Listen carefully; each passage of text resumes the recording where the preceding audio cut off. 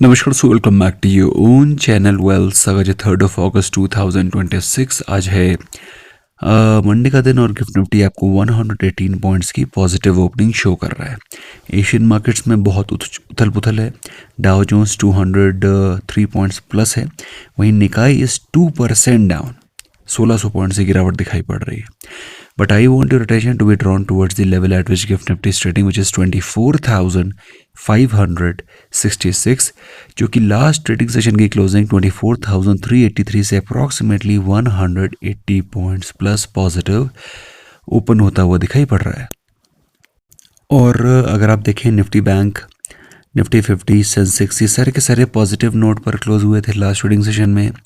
Nifty 50 अगर आप देखें तो 24,400 के लेवल्स, इनफैक्ट 24,500 के लेवल्स को उसने टच किया था लास्ट ट्रेडिंग सेशन में। अगर आपने निफ्टी वीकली व्यू देखा है तो कैटेगोरिकली उसमें बोला गया, इनफैक्ट लास्ट वीक हर एक इवनिंग रैप में हमने आपको बोला है जो गैप्स बनते जा रहे हैं उस पर आप नज़र न रखते हुए मार्केट के मोमेंटम के साथ चलें, मार्केट के मोमेंटम को कैचअप करें, you will be getting benefited.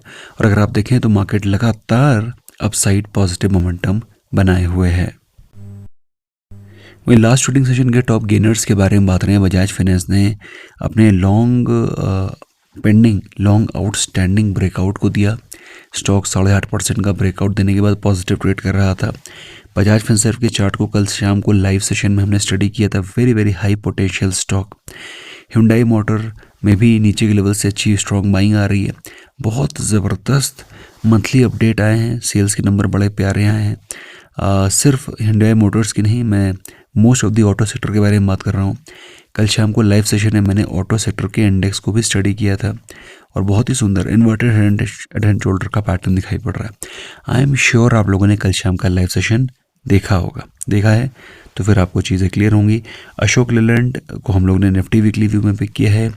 वहीं लूजर्स के बारे में बात रहे हैं। Mankind pharma was 4% down in the last trading session. APL Apollo was 4% down. Swiggy में हमको 4% की गिरावट दिखाई पड़ रही थी। कल्याण ज्वेलर्स, लोधा डेवलपर, ये सारे के सारे टॉप लूजर्स थे। दोस्तों जैसा कि आप लोगों ने निफ्टी वीकली व्यू देखा है, उसमें कैटेगोरिकली हम लोगों ने गोल्ड और सिल्वर को लेकर के अपने आउटलुक को थोड़ा सा नेगेटिव बताया है। और मुझे ऐसा लगता है कि गोल्ड और सिल्वर में गिरावट थोड़े से और हो सकती है। हालांकि गोल्ड और सिल्वर दोनों के दोनों बहुत ही स्वीट स्पॉट पर ऑलरेडी ट्रेड कर रहे हैं। Silver is trading below 2,20,000, gold is trading at approximately 1,40,000, decent. वहीं क्रूड के बारे में बात करें, क्रूड में थोड़ी सी पॉजिटिव अपसाइड की उम्मीदें आपको रखनी चाहिए, वहीं बात रहे हम लोग करेंसी सेक्शन की तो इंडियन रुपी 95-96 रुपीज़ पर डॉलर के आसपास ही होवर कर रहा है। वहीं बात रहे Indian rupee was looking weaker against euro, Indian rupee was looking weaker against great Britain pound. अच्छा, निफ्टी 50 के बारे में बात रहे हैं, उसके इंपॉर्टेंट लेवल्स के बारे में बात रहे हैं। 67 पॉइंट्स की तेज़ी के साथ क्लोजिंग हुई 24,384। सपोर्ट 24,200, 24,050। रेजिस्टेंस 24,500 का है। ब्रेकआउट करता है, सस्टेन करता है, 250 पॉइंट की शॉर्ट कवरिंग की उम्मीद आपको रखनी चाहिए। Keep an I on 24,500 levels. वहीं बैंक निफ्टी के बारे में बात करें तो बैंक निफ्टी में 66 पॉइंट्स की तेज़ी दिखाई पड़ी। 66 पॉइंट्स की तेज़ी के साथ हमको क्लोजिंग दिखाई पड़ी है एट 57,206। रेजिस्टेंस 57,350, 57,600। सपोर्ट 56,850 एंड 56,400, ये सपोर्ट लेवल्स हैं। सेंसेक्स के बारे में बात करें तो सेंसेक्स में हमको 166 पॉइंट्स की तेज़ी दिखाई पड़ी। क्लोजिंग हुई 78,095 पे। Resistance 78,200, 78,500, support 77,650 and 77,000 levels. तो यहाँ पर नज़र रखो, ठीक है। Just give me a second, ये ब्रैकेट कहाँ से बन गया। अच्छा, FIIs और DIs के बारे में बात करें तो FIIs ने बाइंग करी थी 277 करोड़ की। DIs की तरफ से बाइंग थी 2,260 करोड़ की। सो लास्ट ट्रेडिंग सेशन में FIIs और DIs दोनों ने बाइंग करी थी। पुट कॉल रेशियो के बारे में बात करें तो पुट कॉल रेशियो 1.26 से 1.39 पहुंच गया है, जो कि बताता है कि थोड़ा सा ओवरबॉट जोन में ये रेशियो पहुंच रहा है। मतलब आज के दिन आपको अगर आपने कोई शॉर्ट टर्म की पोजीशंस क्रिएट कर रखी हैं तो थोड़ी सी प्रॉफिट बुकिंग कर लेनी चाहिए। आज की पॉजिटिविटी में अगर आपने कोई भी पोजीशंस होल्ड कर रखी हैं, must book your profits today, क्योंकि पुट कॉल रेशियो थोड़ा सा ओवरबॉट जोन में ऑलरेडी जाने वाला है। विक्स के बारे में बात करें 12.15 से 11.75 हो गया है, जो कि बताता है कि माहौल इन्वेस्टमेंट के लिए बहुत कॉन्ड्यूसिव है। गुड न्यूज़ के बारे में बात करें, एनसीसी कंपनी को 3 ऑर्डर्स मिले हैं 1052 करोड़ के, जिसमें कि 590 करोड़ बिल्डिंग को पर्टेन करता है एंड 462 करोड़ वाटर डिवीजन को। Good news for NCC shareholders. Divi's lab के नंबर्स बड़े प्यारे आए थे। Profit has gone up by 65.5%, revenue is also up 28%। Nelco के बारे में बात करें, प्रॉफिट 91% ऊपर पहुंच गया है और revenue is up 39%। Good numbers from Nelco as well. वहीं बात करें हम लोग ग्लेनमार्क फार्मा की, तो प्रॉफिट 10 टाइम्स बढ़ गया है, from 47 crore to now 482 crore. ज़बरदस्त इजाफा हुआ है प्रॉफिटेबिलिटी में। रेवेन्यू भी 23% बढ़ गया है। कॉनकॉर्ड बायोटेक, मतलब जितने भी फार्मा कंपनीज हैं अच्छे रिजल्ट्स पोस्ट कर रहे हैं। डिवीज ने भी अच्छे पोस्ट किए, ग्लेनमार्क फार्मा भी। कॉनकॉर्ड बायोटेक को अगर आप देखें, प्रॉफिट 33% ऊपर है and revenue is up 26.2%। Overall good numbers. Muthoot finance के नंबर्स अच्छे आने ही आने थे। गोल्ड ऑलरेडी बढ़ा हुआ है और चूंकि गोल्ड ऊपर है तो फिर सिंपल सी बात है, लोग जिनको पैसा चाहिए वो गोल्ड के अगेंस्ट पैसे को रेस करना आसान समझते हैं, क्योंकि उनको लगता है कि गोल्ड है बाद में निकाल लेंगे। मुथूट फाइनेंस के बारे में बात करें, प्रॉफिट 39% ऊपर है और revenue is up almost 30%। CDSL का प्रॉफिट 15% बढ़ा है, revenue 13.1%। Overall good numbers from CDSL as well. Rossell tech systems में कोटक महिंद्रा म्यूचुअल फंड ने 18.47 लाख शेयर्स बाय किए, जो कि ब्रॉडली अगर आप पकड़ के चले तो 5% का स्टेक बनता है। तो भाई क्वेश्चन आता है कि रोसेल टेक सिस्टम करता क्या है। सो दोस्तों, रोसेल टेक सिस्टम है डिफेंस टेक्नोलॉजी, डिफेंस मैन्युफैक्चरिंग में। सो कोटक म्यूचुअल फंड ने 166 करोड़ का फ्रेश इन्वेस्टमेंट किया है। जिस प्राइस पे किया है वो है 900 रुपीज़ पर शेयर।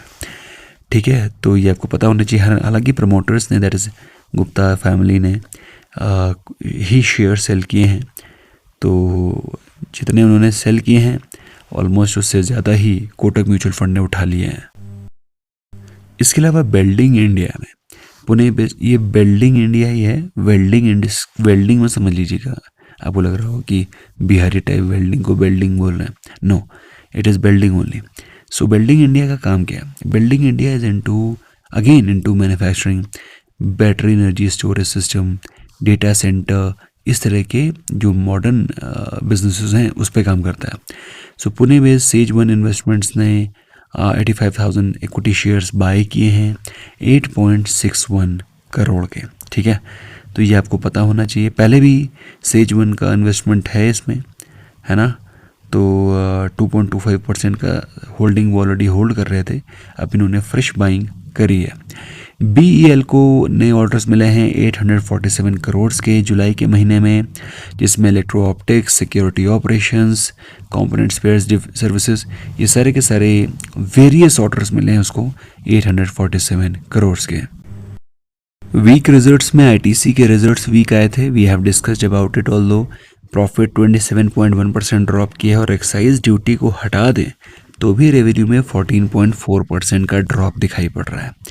IOCL के बारे में बात रहे हैं तो कंपनी में लॉसेस पोस्ट हो रहे हैं 2661 करोड़ के, जो कि पिछले साल कंपनी ने मैसिव प्रॉफिट्स 5700 करोड़ के प्रॉफिट्स पोस्ट किए थे, है ना। रेवेन्यू में हालांकि बढ़ोतरी है, रेवेन्यू 36% बढ़ा है, लेकिन मार्जिन्स में ड्रॉप है क्योंकि क्रूड बढ़ गया था, गवर्नमेंट ने प्राइसेस बढ़ाए नहीं थे, तो ऑफकोर्स इसका इम्पैक्ट IOCL, BPCL, HPCL जैसी OMCs पे आना तय था।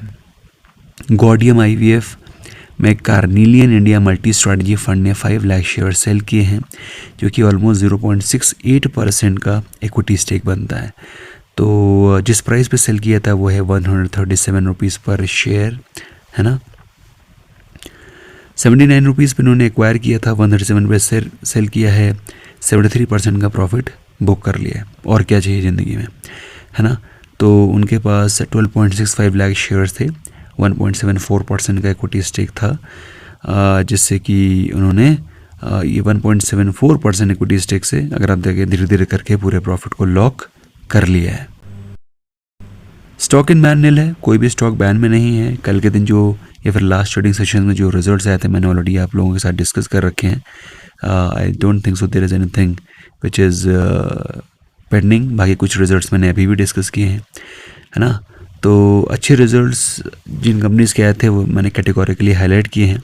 आज के दिन जो रिजल्ट्स आने वाले हैं उसमें SBI फंड्स मैनेजमेंट, जो कि रिसेंटली IPO लॉन्च हुआ था, उसके नंबर्स हैं, DLF के नंबर्स हैं, एस्कॉर्ट से अच्छे रिजल्ट्स की उम्मीदें हैं, one MobiKwik systems, CAMS, Doms industries, doctor Agarwal से अच्छे रिजल्ट्स की उम्मीदें हैं। जी शिपिंग से नहीं है, क्योंकि गवर्नमेंट की स्पेंडिंग ज़्यादा है नहीं, गवर्नमेंट की स्पेंडिंग नहीं है तो फिर उम्मीदें रखना गलत है। कल्पतरू, कांसे, नेरोलैक की EI इंडस्ट्रीज से अच्छे रिजल्ट्स की उम्मीदें हैं। Krishna institute of medical sciences, Nazara technologies, Texmaco, rail and engineering, ज़्यादा कोई खास उम्मीदें रखना गलत है। टोरेंट पावर एंड UPL, ये वो स्टॉक हैं जिन पे कि आपकी नज़रें होनी चाहिए।